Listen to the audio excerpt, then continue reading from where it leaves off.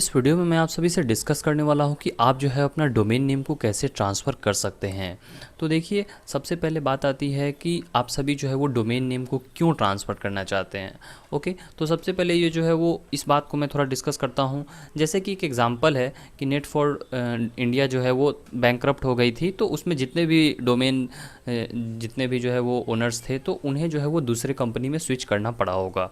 तो वैसी बहुत सारी केसेस हो सकती है कि जिस केस में डोमेन रजिस्ट्रार जो है वो बैंकरप्ट हो जाए या फिर कंपनी बंद हो जाए, या फिर कुछ और भी जो है वो केसेस हो सकती हैं। तो उस केस में जो है वो ओनर्स को जो है वो स्विच करना पड़ सकता है। कुछ और भी कारण हो सकते हैं, जैसे प्राइसेस को इश्यू को लेकर कि कहीं जो है वो आप जहाँ पे जिस रजिस्ट्रार के पास हो वो आपसे बहुत ज़्यादा चार्जेस कर रहे हो और कहीं और जो है वो आपको सस्ती मिल रही हो, ये भी हो सकता है। या फिर सर्विस को लेकर, जैसे आप वहाँ से सेटिस्फाइड नहीं हो, तो फिर जो है वो वहाँ पे आपको जो है वो कोई भी प्रॉब्लम होती है डोमेन को जो है मैनेज करने में, तो आपको जो है वहाँ से जल्दी सपोर्ट नहीं मिल पाता है।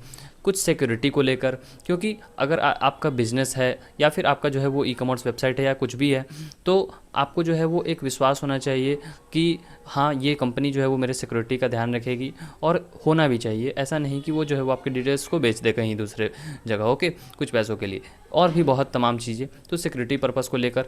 लेकिन अगर जो है वो आपने मन बना लिया है कि आप किसी भी अदर जो है वो प्लेटफॉर्म से, कोई भी अदर रजिस्ट्रार से जो है वो किसी में जो है वो ट्रांसफ़र करना चाहते हैं, मैं यहाँ पे उदाहरण ले रहा हूँ गोडैडी का, ओके। तो जो बेसिक जो है चीज़ें हैं वो सेम रहेंगी, ओके। बेसिक जो आपको प्रोसीजर है वो सभी में सेम रहता है, चाहे आप किसी से किसी में भी जो है वो किसी एक रजिस्ट्रार से दूसरे रजिस्ट्रार में जो है वो अगर आप ट्रांसफ़र करोगे, तो जो बेसिक जो है वो आपका प्रोसीजर है वो सभी में सेम रहता है, ओके। तो देखिए, पहली बात कि आपका जो है वो डोमेन जो है वो लॉक नहीं होना चाहिए, ओके। आपका जो डोमेन है वो लॉक नहीं होना चाहिए, और यहाँ पे जो है वो तभी जो है वो आप स्विच कर पाएंगे। यहाँ पे देखिए कि आपका डोमेन जो है वो क्या नहीं होना चाहिए, लॉक नहीं होना चाहिए, ओके। और उसके बाद जो है ये आपको जो है वो कुछ एक्सेप्शंस भी हो सकते हैं, जैसे आपने जो है वो कुछ फर्जरी का काम नहीं किया हो, या फिर जो है वो बैक पेमेंट, मतलब कि आपका कुछ पेमेंट नहीं हो, ओके, जो कि आपको देना हो।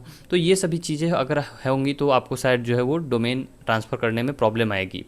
या फिर एक और भी बहुत इंपॉर्टेंट क्राइटेरिया है कि 60 दिन, ओके, 2 महीने से जो है वो पुराना आपका कम से कम डोमेन होना चाहिए एक रजिस्ट्रार के पास, नहीं तो आप जो है वो डोमेन वहाँ से रजिस्टर जो है वो या ट्रांसफ़र नहीं कर पाएंगे, ओके। तो यहाँ पे जो है वो गोडैडी के साथ जो है वो देखते हैं कि कैसे आप कर सकते हैं। हालांकि सभी के साथ जो है वो यही प्रोसीजर रहता है, कोई खास अंतर नहीं है। यहाँ पे बस गोडैडी का एग्जांपल ले रहा हूँ मैं, ओके। तो देखिए, यहाँ पे जो है वो बहुत ही आसान है, कोई भी हार्ड नहीं है कि आप जो है वो डोमेन ट्रांसफ़र कर सकते हैं। कुछ स्टेप्स आप सबको जो है वो आप सबको जो है वो फॉलो करने होंगे, और इसमें जो टाइम लगता है लगभग जो है वो 7 से 10 दिन लग जाएगा अगर आप कोई भी डोमेन को ट्रांसफ़र करते हैं तो, ओके। देखिए, सबसे पहला है कि prepare with current registrar, means आप जिस भी रजिस्ट्रार के साथ जो है अभी डोमेन परचेज करके रखे हुए हैं, तो वहाँ पे जो है वो आपको एक कोड लेना पड़ेगा, ओके। सबसे पहले कि आपको जो है वो अपना डोमेन अनलॉक करवाना पड़ेगा, ओके। आपको अपना डोमेन अनलॉक करवाना पड़ेगा, और अनलॉक कराने के लिए जो है वो आपको अपने करंट जो भी आपके रजिस्टार्ड है उसमें लॉगिन कीजिए डैशबोर्ड में, और उसके बाद जो है वो लॉक डोमेन होगा तो उसको जो है वो चेक बॉक्स कीजिए कि मीन्स चेक कीजिए कि वो जो है वो अनलॉक किया जाए, और रजिस्टार जो है वो जब आपका अनलॉक कर देंगे तब जो है वो आप ट्रांसफ़र उसे कर पाएंगे। अब देखिए, जैसे ये जो है वो रजिस्टार आपके जो है वो लॉक अगर होगा तो वो अनलॉक करेंगे, तो आपको जो है वो वहाँ पे ऑप्शंस मिलते हैं कि अनलॉक करने के लिए। कुछ जगह जो है वो वेबसाइट्स पे जो है इसे रजिस्ट्रार लॉक भी कहते हैं, कुछ जगह जो है इसे ट्रांसफ़र लॉक भी कहते हैं, कुछ जगह इसे डोमेन लॉक भी कहते हैं। तो तीनों में से कोई भी नाम अगर आपको दिखाई दे रहा है तो आप समझ जाए कि आपका जो है वो अभी डोमेन लॉक है, ओके। उसके बाद जो है वो आपको अनलॉक करने के लिए पहले आपको अपना कॉन्टैक्ट वेरीफाई करना पड़ेगा, ओके। फिर आपको जो है वो एक वेरिफिकेशन मेल आएगा आप और इस प्रोसेस में। उसके बाद आप सभी के पास जो है वो एक ऑथेंटिकेशन कोड आएगा, जिसको जो है हम लोग EPP कोड भी कहते हैं, ओके। जो ट्रांसफ़र की या फिर EPP कोड भी कहते हैं, ये आपको जो है वो रजिस्ट्रार मेल कर देगा, और उसके बाद जो है वो आपको डोमेन ट्रांसफ़र के लिए आप जो है वो एलिजिबल हैं, आप कहीं दूसरे जगह भी जो है वो डोमेन ट्रांसफ़र कर सकते हैं, ओके।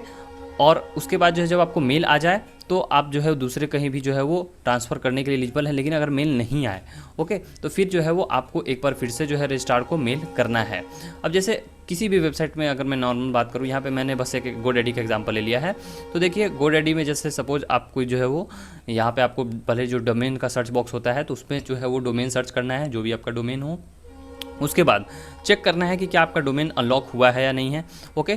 तो वहाँ पे अगर जो है वो ग्रीन टिक आपको दिखाई दे रहा है, ग्रीन चेक मार्क दिखाई दे रहा है, ओके, तो आपको जो है वो अनलॉक है। और नहीं है तो फिर आप जो है एक बार कंपनी से जाके फिर से कांटेक्ट करके बोल दे कि मुझे मेरा जो डोमेन है उसे अनलॉक कर दिया जाए, ओके।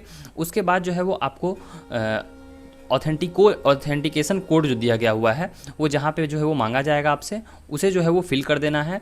और ये अगर ये आपका जो कोड है ये करेक्ट होता है तो फिर जो है ये आपको एक ग्रीन चेक मार्क आपको दिखाई देगा।